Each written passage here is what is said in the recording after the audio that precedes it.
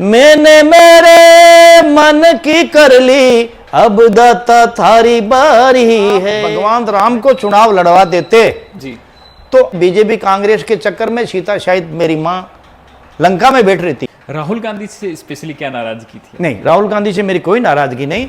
जब यहाँ से दुनिया छोड़ के जाऊं तो मेरे पिता परमेश्वर से कहूं, हे मालिक, मैं 100 में 100 तो नहीं ला पाया, लेकिन मैंने 60-70% नंबर लाने की कोशिश की। प्रिंस में मैं पढ़ता था तब आप आए थे, मैं उस चीज़ को आज भी भूल नहीं पाया। आपने एक जोगिंदर जी सर को ये कहा था, जो अभी शिक्षा का एक बड़े नाम है सीकर के अंदर, राजस्थान भर में, कि जब आप मीट की दुकान खोलोगे तो आपको मुर्गी तो काटनी पड़ेगी, और राजनीति कुछ ऐसा ही एक सफर है कि इसमें हमारे स्वार्थ के अनुसार नहीं होता। जैसे भगवान किसी जवान को मार देता है, बूढ़े को मार देता है, गरीब को मार देता है, उसका फैसला मानना पड़ता है।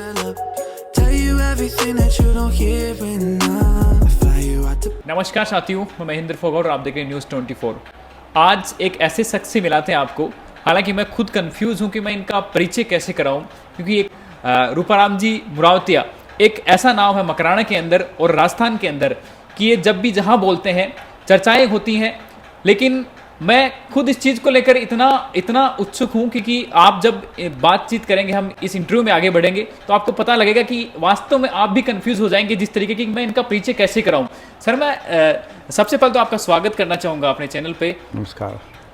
रूपाराम जी को मैं किस रूप में परिचित कराऊं लोगों से? आप एक लेखक हैं, आप एक फुटबॉल प्लेयर हैं, आप एक राजनेता हैं, आप एक धार्मिक व्यक्तित्व, आप एक इंजीनियर हैं। किस रूप में आप लोग जानना चाहते हैं कि रूपाराम जी मुरावतिया आखिर हैं कौन? ये मैं कोई प्लान से नहीं बोल रहा हूँ। जैसे आपने मुझे कहा कि मैं हूँ कौन जी, तो मुझे याद आया कि मैं जो कुछ भी हूँ कोशिश करता हूँ, चाहे एमएलए हूँ, व्यापारी हूँ, इंजीनियर हूँ, लेकिन मेरी कोशिश रहती है कि मैं एक इंसान बनूँ। जब यहाँ से दुनिया छोड़ के जाऊँ तो मेरे पिता परमेश्वर से कहूँ, हे मालिक, मैं 100 में 100 तो नहीं ला पाया, लेकिन मैंने 60-70% नंबर लाने की कोशिश की। इसलिए मैं अपने आप को एक इंसान के रूप में देखना चाहता हूँ। आज के इस युग में, आर्थिक युग है, राजनीति में है, समाज में है, व्यापार में है, बहुत सावधानी की बात चलने के बाद में हमसे गलतियां होने की संभावना है। और राजनीति तो काजल की कोठरी है, उसमें अगर हम सही भी है तो भी कई बार लोग उसको सही को समझ नहीं पाते हैं। इसलिए मैंने यहाँ तक कहा है, कुछ लोग राजनीतिज्ञों को गलत कहते हैं, इसमें सही भी है, गलत भी है।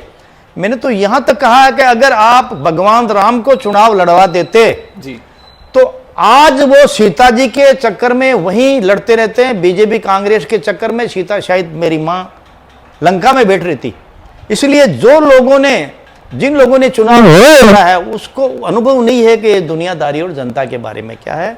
इसलिए मेरी कोशिश रहती है कि मैं जब दुनिया छोड़ के जाऊं, पिता परमेश्वर से मिलूं, तो मैं हर आदमी को यही कहता हूं कि जाने के बाद में कम से कम हमें 70-80% नंबर मिलना चाहिए। वो पासिंग मार्क्स है। जैसे हमारी एजुकेशन में 37% नंबर पासिंग है। तो जब मैं पिता परमेश्वर के पास जाऊंगा तो मैं कहूंगा, कर्म की गठरी सर पर धर के अब आने की तैयारी है, मैंने मेरे मन की कर ली, अब दाता थारी बारी है। मैं जब दुनिया छोड़ के जाऊंगा, जी, मेरे परिवार के लोग इर्द गिर्द बैठे रहेंगे चारपाई पे। मैं कहूंगा, बेटे सावधान रहना, ध्यान रखना, और मैं हंसता हंसता जाऊंगा तो मेरे बेटे सोचेंगे कि बापू ने कुल मिला के पासिंग नंबर ले लिए। मेरी पिता परमेश्वर से लो रहेगी मेरी, उनसे जब ये इंटरनेट मिलेगा तो मेरे मुंह से अपने आप निकलेगा, कर्म की गठरी सर पर धर कर आने की तैयारी है, मैंने मेरे मन की कर ली, अब दाता तेरी बारी है।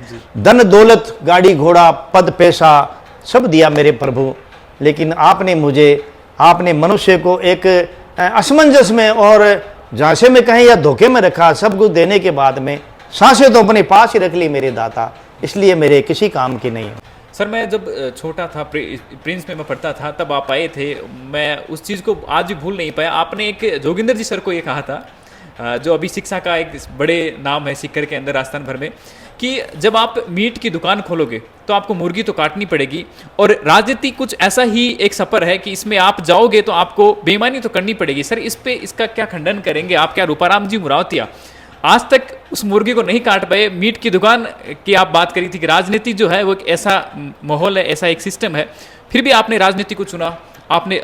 हाँ, मुझे ये बात बिल्कुल अच्छी तरह याद है। मैंने शायद 8-10 साल पहले कहा है जी। और मैंने ये सोच के कहा कि अगर आपको राजनीति में रहना है तो गंदगी या बदबू का समझौता तो करना पड़ेगा। अब इसमें है, एक आदमी शाकाहारी है और धार्मिक है, कभी अहिंसावादी है, हिंसा नहीं की। उसने अगर दुकान खोल ली मांस की कि मैं कमाऊंगा, तो उसको तो काटना पड़ेगा किसी भी जीव को। अगर वो जीव को नहीं काटेगा तो रोज उसका खर्चा होगा जो जीव खा जाएगा। जैसे बकरा है, मुर्गी दाना पानी खाएंगे और काटेगा तो उसकी आत्मा नहीं मानेगी। इसलिए मैंने ये कहा है, जो अच्छे और सच्चे आदमी है, जो राजनीति में गंदगी या गलत चीज़ों से समझौता नहीं करते हैं, मैं समझता हूं कि वो धीरे धीरे कमज़ोर पड़ जाते हैं और उनको एक दिन राजनीति में उनकी कोई हैसियत नहीं रहती है। या तो गंदगी से समझौता करो, यानी कि गलत कामों से समझौता करो, या उसको छोड़ दो। जी।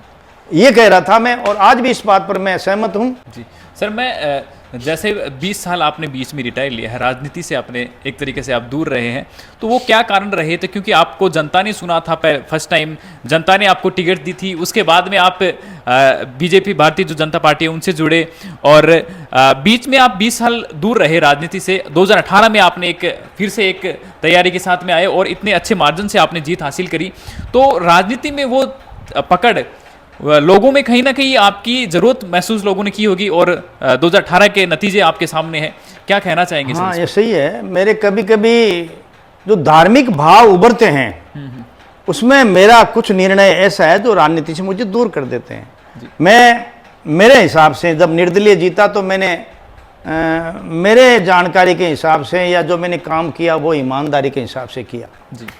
बीजेपी में मुझे बैरू सिंह जी ने टिकट दिया और मैं हारा। मुझे दुख इस बात का हुआ कि जनता का फैसला सर्वोपरि है, जनता ईश्वर का फैसला सर्वोपरि है, लेकिन फैसला उनका कभी भी हमारे स्वार्थ के अनुसार नहीं होता। जैसे भगवान किसी जवान को मार देता है, बूढ़े को मार देता है, गरीब को मार देता है, उसका फैसला मानना पड़ता है। ठीक इसी तरह ये जनता है ना, वो अच्छे और बुरे को, सही और गलत को बिना सोचे हरा भी देती है और जीता भी देती है। मुझे इस बात का दुख हुआ कि मैंने गलत काम नहीं किया, बीजेपी ज्वाइन की मैंने और मैं हार गया, तो मुझे थोड़ी ठेस लगी। उसके बाद में मैंने सोचा कि अब मेरी राजनीति में जरूरत नहीं है। दोबारा राजनीति में इसलिए आया कि मैंने कहा 5 पैसे में मिल गए, परिवार में मिल गया, रूपाराम कल यूं ही मर जाएगा। इसलिए इस राजनीति को साधना, आराधना, तपस्या और स्वर्ग का मार्ग समझकर अपना ले। जो रिजल्ट आए सहन करो। आज मैंने विधानसभा में कहा, अब भी कह रहा हूं, अगर आप सच्चाई और अच्छाई के साथ में राजनीति करेंगे तो स्वर्ग का मार्ग यही है, साधना यही है, आराधना यही है और स्वर्ग का मार्ग यही है। पैसे घर के लगाओ, कीमती समय घर का लगाओ और खर्चा घर का करो, जनता का ओळबा सुनो और बी के बाद में तटस्थ रहो, मुस्कुराते रहो। ये तपस्या है, राजनीति से भी या साधुओं से भी बेहतर तपस्या है ये। साहब, जैसे आपने जो भी आपने भाषण दिए हैं, राहुल गांधी से स्पेशली क्या नाराजगी थी? नहीं, राहुल गांधी से मेरी कोई नाराजगी नहीं। मैंने राहुल जी के बारे में जो शब्द कहा वो इसलिए कहा, चापलूसी राजनीति हो चाहे समाज में हो, चापलूस लोगों की कोई कमी नहीं है। तो मैंने चापलूसी देखी कुछ लोगों की, उस पर मैं बोल गया। किशनगढ़ से मकराना 66 किलोमीटर हाईवे है जी। 24 जगह बिजली के तार क्रॉस कर रहे हैं जो 25-28 फुट ऊपर है जी। और 15-20 साल से मेगा हाईवे चल रहा है। उस मेगा हाईवे में कोई तार को ऊपर ट्रक पर टच करने की कोई संभावना नहीं है। आज गांवों में तार लटक रहे हैं, बिजली के दुर्घटना हो रही है, लोगों के करंट आ रहा है, पशु पक्षी मर रहे हैं, लोगों के घरों के ऊपर तार झूल रहे हैं। वो सरकार को या विभाग को नहीं दिख रहा है।